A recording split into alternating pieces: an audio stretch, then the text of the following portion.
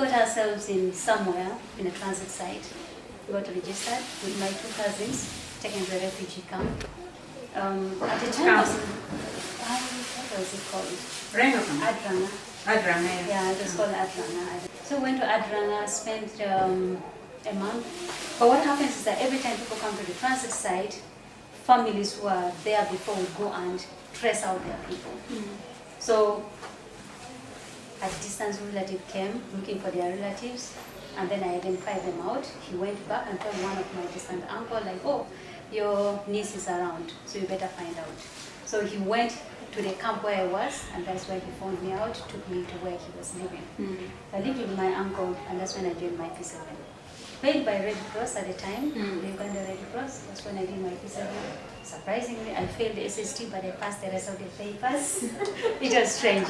But then after my parents joined, so I was with my parents, did my O-level, paid by Prime Minister's office. So I did my O-level with OPM, went to high school, but I passed very well in my O-level.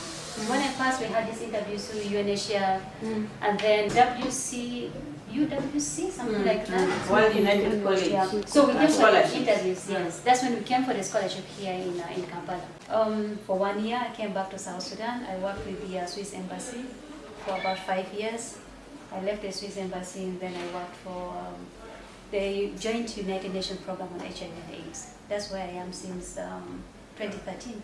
I work as a community support advisor. That's what I do. But mainly because we are only a small office, so I'm the program advisor. Oh, good.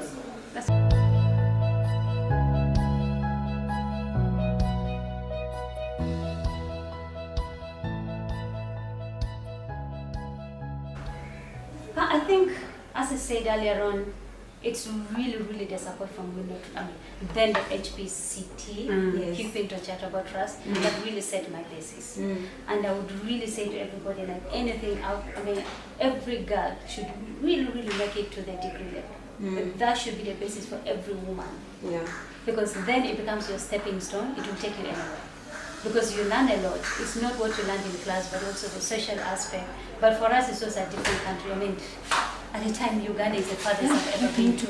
And Kampala is really the farthest city. Even my own city I've been to. So I think that was really a good stepping stone. But again, really the socialization. But also, Window Trust has a very good program, to be honest with you. The program of really, it's not only about giving you the scholarship, but really opening you up the opportunities, relating with the other students, and also giving you the kind of to see what would be your role models. Where do you go next? And I think these are some of the personal things that I really appreciated. And quite a number of us. So when I was in Oxford, I was living in the same guest house where the office of Window Trust was. So I was interacting with the whole team, and during my holidays, I became the tour guide for the new students that were coming to Window Trust at the time.